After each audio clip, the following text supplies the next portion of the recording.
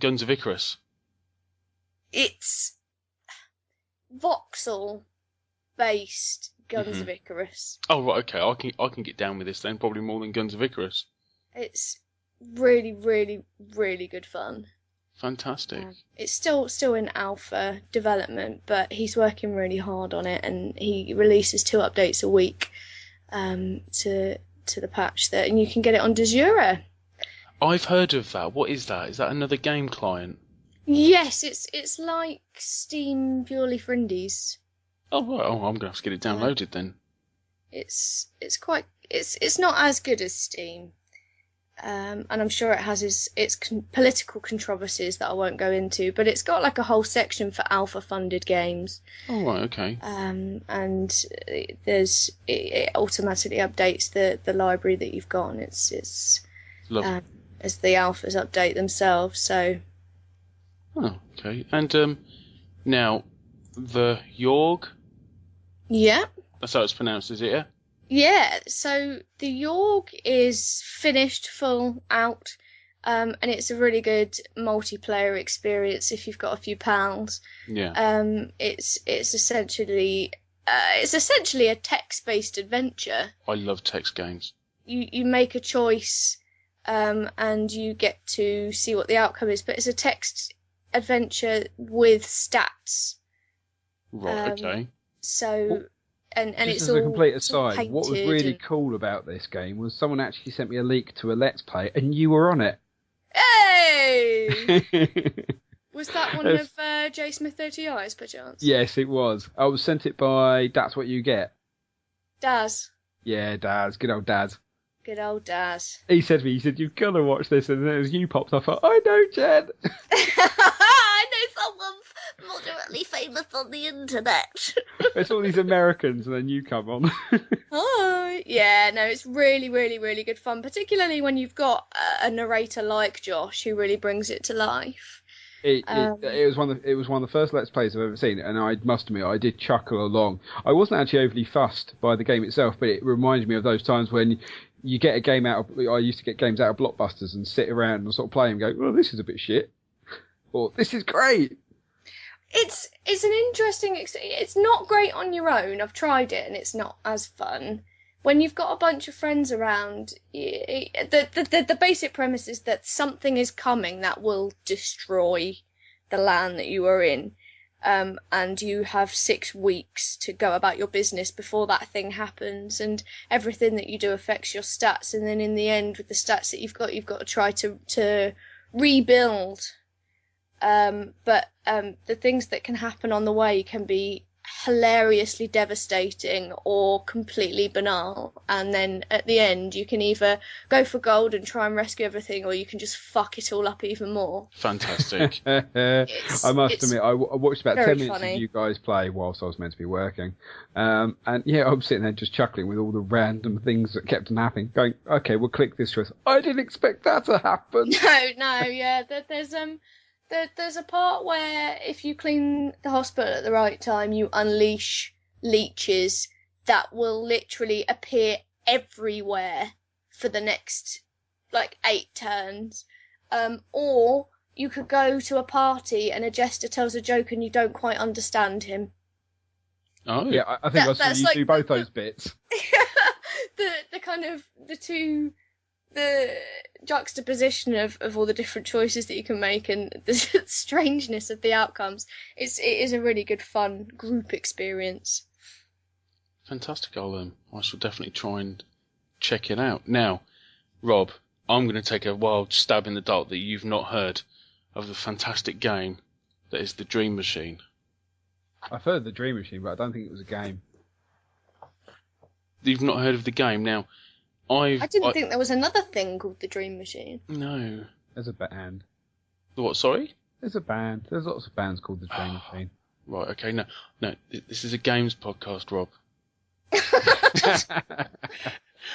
The Dream, now, I don't like to think of myself as being old on the internet, but I remember, now, Jen, I've dropped a link into the chat box that the listeners won't see, obviously, but I think I've surprised you, haven't I, with the date that this came out? Yes. I have loved this game. I have probably contributed at least 10,000 of those plays to the demo. I was literally waiting, for the whole thing to come out because of the way it's been done. It's fantastic. It's like stop animation, clay animation. It's go on, Jen. I'll let you go on about it because you can formulate words better than I can. The Dream Machine is a point-and-click puzzle game made entirely from claymation, clay and cardboard. It's one of the most beautiful, creepy, and ethereal experiences. It will utterly disturb you, but in a very good way. in a non-noxious way. The demo contains, now this is going to be a sort of no spoilers anyway because this is the demo. The demo starts off with you on the island. Mm-hmm. And you have to sort of get on with life, I suppose, is probably the best way of putting it. Find the fish, cook the fish, dig the spade up. Oh, you found a clock. Bang, you're awake. You're in your apartment. And the old boy starts to question things. And that's pretty much where, in the demo, you couldn't even get into some of the rooms. I think I was probably playing the demo that early that this room, I don't think you could even get out of the bloody bedroom when I first played it, to be perfectly honest, and that was it. But yeah, to see the fact that it's come along, the notes say he's on chapter 4. Chapter 4 comes out in 9 days. 9 days? August 1st, I believe. I might be wrong. It's definitely early August. And I played the Dream Machine first of all in 2011. Oh, you so I've been waiting for latecomer. 2 years. No, I know. I am a latecomer. He's obviously doing every single move you could possibly make ever out of cardboard and, clay. And just so, there's a full range of movement action. Well, there's 2 of them. Is there? Oh. It's Eric Zering and Anders Gustafsson. And they're lovely, lovely chaps. And Anders is my friend on Facebook. Nice. Yeah, we're going to have to interview these people, Rob. They're so, so nice. I've never chatted to Eric. Scribble it down, Rob. We need to interview these people. I'll listen back to the episode later on. Fantastic. I've had far too many beers tonight to worry about that. I've not Speaking had of any beers, I just need to step out for 1 sec. Fair enough. Right, well, Rob, while she's gone and done that, you can crack on with your games. Now, 4 games, I've played all of them, and I love... No, I've played 3 of them, and I love all 3 of them, but Stealth Inc., go on, what's that all about? Well, Okay, Stealth Inc. is the Vita version of Stealth Bastard Deluxe. Oh, okay, yeah. Okay, for those that don't know, when we were at MGPX, which is an atrocious name, I'm sorry, but it is. If they're going to if they want to keep it the same, they need to name the second one MGPX LL, probably as a pun towards the lack of t-shirt sizes, I thought that was quite good when I came up with or that. XXL. Yeah, MGPX. Yeah, you. Fuck it, Yeah. I ruined that joke. I ruined my own joke. Extra large. yeah, fuck it. I'll go. Okay, the original game. Stealth Inc. has been released by Curve Studios for the Vita, and I'm not actually even sure if it's out on PSN, but it's certainly on the Vita. It probably is a crossplay. Now, Curve Studios are the guys that also brought us Explodamon, but they also did the conversion for Thomas Was Alone. So they're actually known for conversion to PS Vita. But Stealth Bastard is actually a Curve Studio original title. Okay. But because of various rules and regulations and whatever else is going on, they couldn't call something on the PlayStation Network Bastard. So they had a competition, and it became Stealth Inc., a clone in the dark. That's a crap name. I like it. It's a crap name, Rob.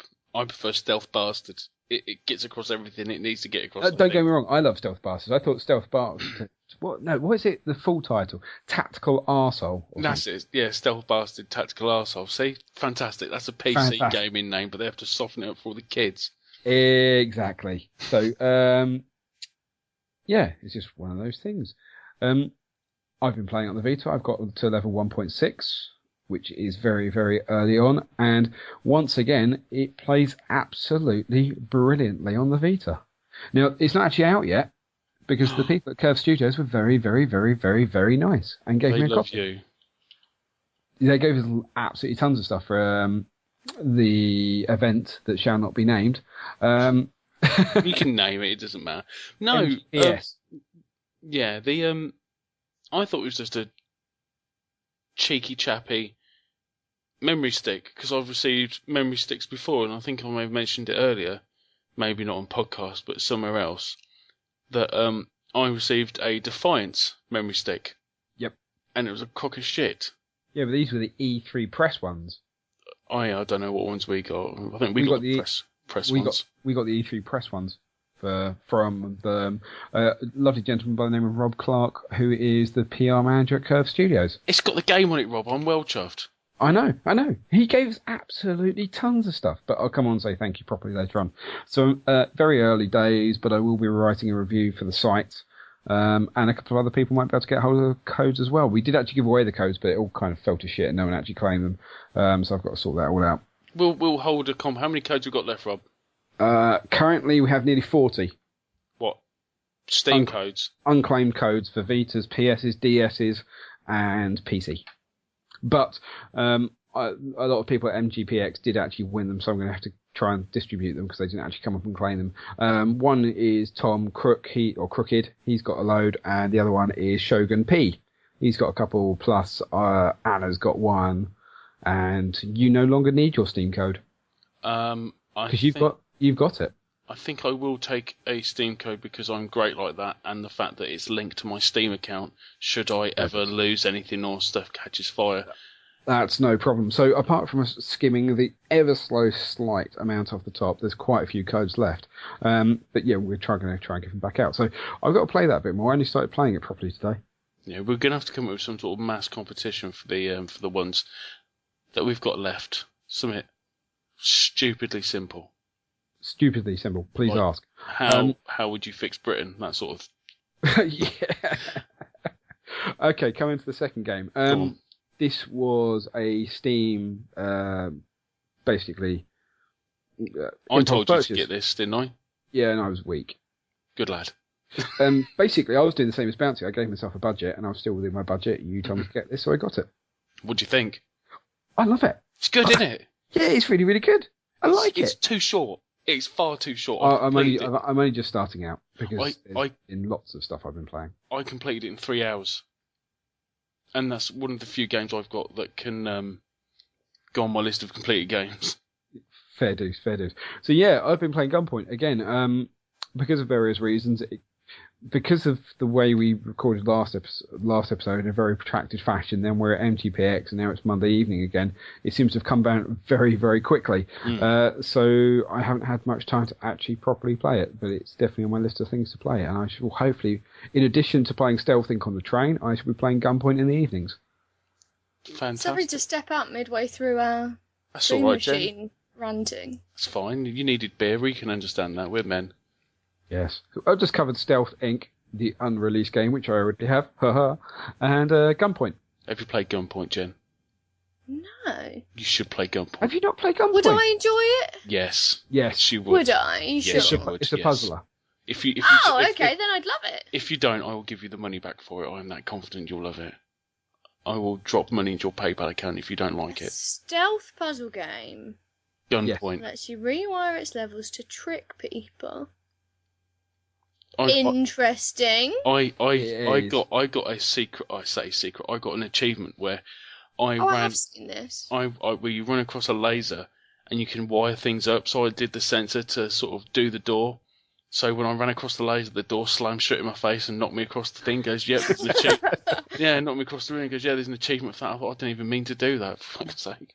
And yeah, there's all sorts of weird achievements, and there's a few different paths you can go down. But I mean, how far have you got, Rob? And how are you finding the wiring? Only the first few levels in, so I'm probably about level 4. How many different?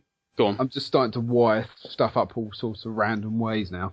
There will be a point where you will need to use a microphone shall we say, something that is a microphone, and that's the one. I mean, I got really